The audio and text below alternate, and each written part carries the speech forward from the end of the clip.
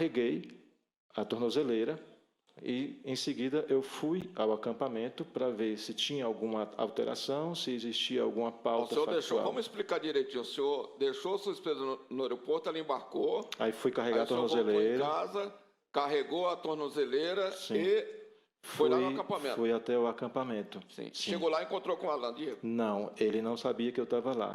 Sim. Ele me ligou. Sim, né, e aí insistiu. Eu pedi várias vezes que ele procurasse um aplicativo. E acabei decidindo levá-lo ao aeroporto depois que a pessoa... O senhor tinha vindo do aeroporto, chegou em casa, carregou a tornozeleira, voltou no acampamento e aí deu uma carona para ele para o aeroporto. Sim, senhor. Que local ali do aeroporto que o senhor desembarcou ele? Ele não Aí é que está, Excelência. Ele não queria mais desembarcar do veículo. Eu insistia em vários momentos para ele deixar o carro e pegar um aplicativo, mesmo indo para o aeroporto, porque eu comecei a perceber que ele não... Deixa eu só ver ele aqui. Ao chegar lá, ele pediu para eu voltar. Sem desembarcar? Sem desembarcar. Ele, ao embarcar no veículo, eu lembro que ele abriu a porta traseira, colocou uma sacola de feira, mais ou menos dessa largura. Lá no porta-mala do carro? No banco traseiro. No banco traseiro, não foi no porta-mala? Não, foi no banco traseiro. E uma mochila. Ele carregava uma mochila, uma sacola de feira e uma sombrinha. Sim. Eu lembro da sombrinha porque estava um tempo de chuva, mais ou menos de chuva, naquela noite, né? E aí, várias vezes que eu pedi para ele desembarcar do automóvel, ele se negava e eu não sabia mais o que fazer. O que ele alegava para não desembarcar do automóvel?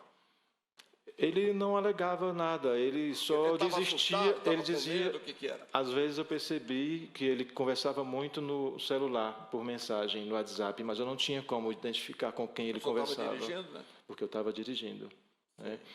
E quando eu passei a perceber que tinha algo estranho, eu insisti mais ainda que ele procurasse um aplicativo e me deixasse ir para casa. E a noite foi passando e ele me fazendo rodar na cidade com ele. Por onde que o senhor rodou com ele tanto? Vocês estiveram em Taguatinga Sul? Tivemos em Taguatinga. Foi a primeira. Quando a gente saiu para o aeroporto, ele pediu que eu fosse a Taguatinga. Taguatinga Sul. E eu não sabia chegar lá.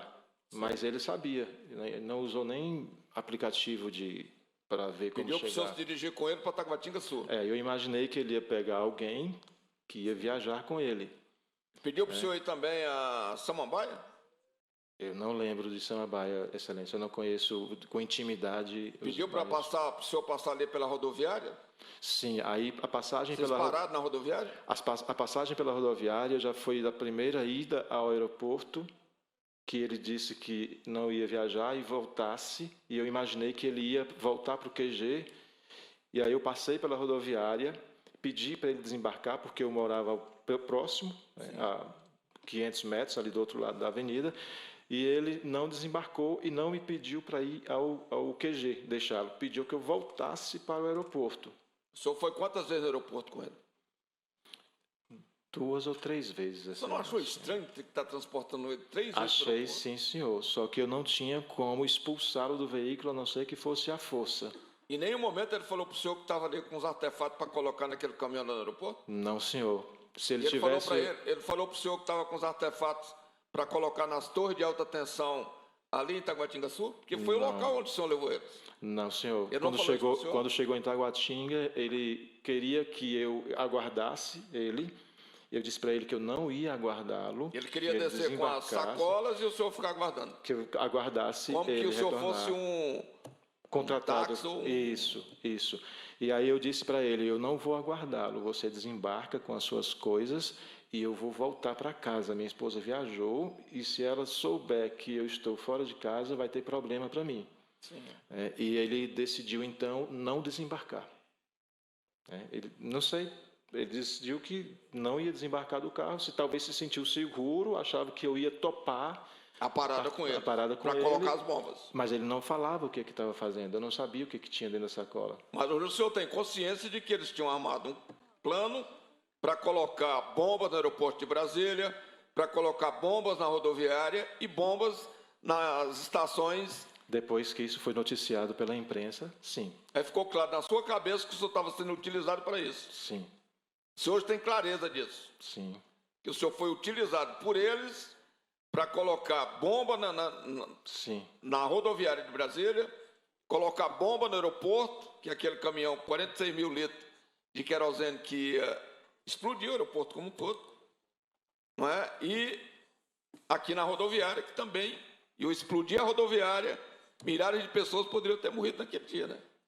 Na rodoviária, quando eu parei, foi para ele desembarcar e Que local da rodoviária o livre. senhor parou? Foi depois da rodoviária. Eu parei. Sim, mas que lugar ali? Que a rodoviária é um... Foi depois do semáforo, já.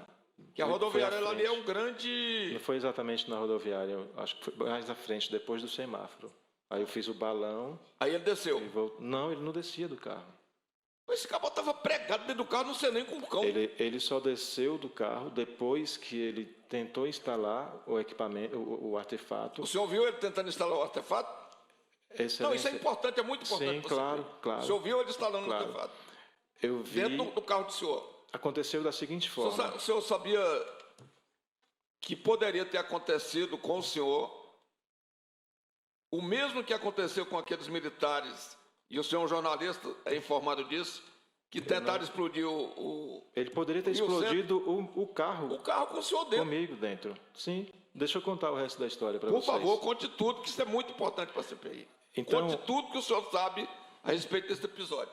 Ele pediu que eu retornasse, acho que foi a terceira vez, se eu não me engano, já era por volta de 3h30, 3h40 da madrugada. Da madrugada? Sim. E quando ele avistou o caminhão, ele pediu para eu parar na frente do caminhão. Então, e a bomba já estava armada? Não, a sacola estava no banco traseiro. Ele não tinha nada nas mãos até esse momento. Eu não sabia de nada até aí, né? E eu imaginei, porque o local que estava o caminhão, ao lado tinha uma locadora de veículos, estava aberta. Né? As luzes estavam todas acesas. Eu imaginei que ele ia descer e alugar um carro, porque eu insistia muito que ele deixasse o meu veículo, né? Eu reduzi a velocidade para estacionar na frente do caminhão. Ele aproveitou, baixou o vidro, rapidamente pegou a sacola no banco traseiro, tirou uma caixa e colocou parte do corpo fora e alcançou e jogou em cima do paralama do caminhão. O senhor viu ele colocando isso no paralama? Sim, aí... E o senhor viu que tinha banana de dinamite? Não, senhor. Eu perguntei o que estava acontecendo, aí eu vi na mão dele um controle. Um controle remoto. Tipo de ar-condicionado, coisa parecida. Sim. Perguntei o que era que estava acontecendo. Aí ele disse, não pare mais, pode seguir. Aí eu disse, o que você está fazendo? O que está acontecendo? Aí ele me falou, eu vou explodir o caminhão. Eu disse, ele confessou ali para o senhor, naquele momento que explodiu o caminhão? Sim. Aí o que o senhor disse para ele, nessa hora que ele disse que explodiu o caminhão? Eu entrei em pânico, eu entrei em desespero, porque ainda tinha uma mochila no banco traseiro, que eu imaginei que tivesse nela mais artefatos. Depois que eu descobri, era artefato para explodir a rodoviária. Eu falei para ele, como é que você faz um negócio desse comigo? Eu estou monitorado com a tornozeleira eletrônica, mostrei a tornozeleira para ele, falei para ele que todo o percurso que foi feito estava registrado no CIMI, né? E pedi para ele descer do carro, usei até um pouco fui grosso, quase violento com ele. O senhor deu vontade de dar umas pancadas nesse terrorista? Excelência, como eu faria isso, ele estando na mão com um controle? Eu não conheço nada de explosivo, nada, nunca vi uma dinamite a não ser em filme ou na internet, né? E eu temia que ele tivesse mais alguma coisa dentro da mochila. Então, se ele tinha coragem de fazer isso num caminhão onde um motorista poderia estar dormindo na cabine, por que ele não teria a coragem de fazer isso com o meu carro e com ele dentro? Então eu pensei dessa forma, né? Daí eu discuti muito com ele depois disso, fiz o retorno assim que possível, sem perguntar, eu decidi retornar. No caminho, nós cruzamos com uma viatura da polícia, por volta de 4 horas da manhã já. Só que a viatura estava muito distante, que ali as avenidas são largas, né? Eu já vinha retornando para o plano piloto, e a viatura, eu acho que ia para uma ocorrência, porque tinham jovens em quase uma centena de motocicletas barulhentas embaixo de um viaduto, né? E eu dei sinal de luz várias vezes para aquela viatura. Sim, dei sinal de luz várias vezes, na intenção de que eles pudessem perceber algo e seguir e abordar a gente, mas eles não perceberam. estavam focados na ocorrência que iam atender, e fui até em direção à Asa Norte. Eu queria deixar ele ou próximo à rodoviária, que eu moro ali, né, ou até no QG, se ele não quisesse descer do carro, eu deixaria ele. Mas ele pediu que fosse até um telefone público, porque na hora que eu percebi a merda que ele fez, eu comecei a repreendê-lo. Quais foram as palavras que o senhor usou para repreendê-lo? Eu falei para ele que ele era um louco, que ele ia matar um motorista, que aquela explosão... Mas não era só um motorista, se aquele caminhão explode, era milhares de pessoas. Até o meu veículo poderia ser atingido. Não, o senhor poderia ter morrido, não era só o veículo. Sim. Então, foi quando eu o repreendi, ele parece que se arrependeu. O senhor acha que ele se arrependeu? Ele pediu para eu parar o carro na terceira avenida, paralela ao caminhão, já retornando do aeroporto. Ali eu dei graças a Deus, achando que ele ia descer do veículo.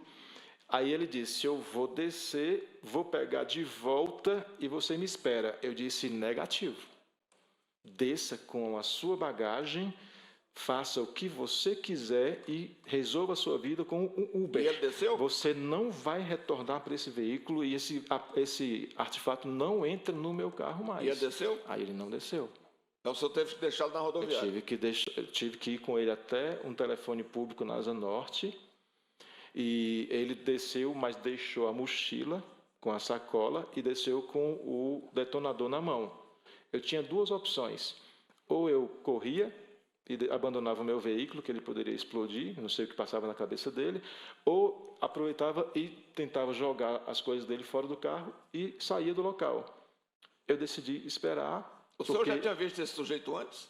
Não, senhor, só no acampamento, mas eu não sabia de onde ele era. Mas o senhor conversou com ele no acampamento? Não, em nenhum momento eu troquei ideia com ele, em nenhum momento eu sentei para conversar com ele, nem mesmo para entrevistá-lo. Como é que esse senhor foi parar no carro? Às 3h15 da manhã? Não, eu estava no acampamento e alguém deve ter passado o meu número para ele, porque eu não tinha ele na minha agenda, não o conhecia para ter essa intimidade. Ele me ligou e eu imediatamente pedi que ele procurasse um serviço de aplicativo, que eu não iria levá-lo ao aeroporto. Tá, então peraí, vamos aqui que eu acho que essa cena é importante. Ele te ligou, o senhor nem conhecia? Eu tinha visto ele uma vez durante uma gravação, num almoço, dentro de uma das barracas. Aí o senhor não estava lá no acampamento na hora? Ou o senhor estava? Na hora que ele me ligou, eu estava no acampamento. Que horas era? Afastado dele uns 500 ou 800 metros, mas ele não sabia que eu estava lá. Era que horas era? Meia-noite aproximadamente. Meia-noite, ele te ligou. E aí o senhor falou para ele que não poderia... Aí ele pediu uma carona? O que ele pediu? Perguntou se eu podia levá-lo ao aeroporto. Eu rapidamente pedi que ele pegasse um Uber, até porque eu não o conhecia, não tinha intimidade de levá-lo para onde pediu. E ele insistiu, dizendo que não tinha internet, que não estava conseguindo pedir um Uber. E aí foi quando eu pedi a opinião de uma pessoa que estava ao meu lado, e ela disse, não, eu sempre o vejo aqui, ele é de Belém, eu não vejo problema de você levar. E aí o senhor resolveu, generosamente, dar essa carona até o aeroporto, para o Homem-Bomba. Eu sempre tive esse perfil de ajudar as pessoas sem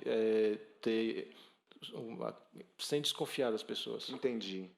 E aí o senhor deu carona para o Homem-Bomba até a região aeroportuária. Ele, a princípio, pediu que eu levasse e deixasse ele no aeroporto. Então, ele me convenceu, dizendo que não tinha internet. Só uma dúvida, que horas vocês foram em Taguatinga? Foi antes ou depois do aeroporto? Foi antes. Ah, então primeiro vocês passaram... Eu sou de Brasília, né? Já morei em Taguatinga, muitos anos. Porque para ir para o aeroporto, do QG e Taguatinga, não sei quem é daqui, se pode me ajudar. À direita, né? E aí o senhor foi... É bem à direita mesmo. E aí os senhores foram para Taguatinga... Eu não sabia nem que ali era Taguatinga, porque eu não conhecia. Tá. E aí, mas primeiro ele pediu carona para o aeroporto. Aí ele pediu uma passadinha, um puxadinho em Taguatinga? Ele pediu para eu ir com ele em Taguatinga e eu imaginei que ele fosse buscar alguém que ia viajar com ele. Ah, você imaginou, ele não te falou nada. Não, ele estava no celular. O senhor é uma das pessoas mais generosas que eu já vi dando uma carona. Ele estava no celular conversando com uma pessoa e pediu para ir buscá-la. É uma das pessoas mais generosas que eu já vi dando uma carona. Porque o senhor fez uma uma curvinha em Taguatinga ali, e depois o senhor nem sabe o que o senhor foi fazer em Taguatinga. Não, O senhor senhor. imagina que o senhor foi lá dar uma carona e voltou para o aeroporto de Brasília com o homem-bomba. Sim. Tá certo. Senhor Wellington, é difícil, né? Porque, assim, eu não acho que o senhor está tratando a gente respeitosamente nesse caso. Eu realmente não acho. Porque, assim, para quem é, qualquer um que é do DF, aqui não precisa ser da direita, da extrema-direita, quem for aqui, não é possível, que está acreditando nisso. Eu estou um pouco perplexo com esse depoimento, porque a gente sabe quem é o senhor, a gente sabe quais são as posições políticas do senhor. O senhor carregou o homem-bomba que ia explodir o aeroporto de Brasília e que disse aqui, inclusive, a ampliação, a amplitude do que podiam fazer como medidas. E o senhor deu uma carona para o aeroporto que passou por Taguatinga. O senhor deu várias voltas no aeroporto e ele não explicava por que ele não queria descer do carro? Ficar em silêncio, excelência. O senhor disse que ele não explicava, ele ficou dentro do carro do senhor. Isso é uma coisa, assim, para mim está muito óbvio. O que está claro aqui pela condenação, inclusive pelo texto da condenação do Tribunal de Justiça do DF, é condenado. Né? Assim, é algo que a gente precisa ter o mínimo de responsabilidade com o que aconteceu. O senhor fugiu para o Paraguai? Prefiro ficar em silêncio, excelência.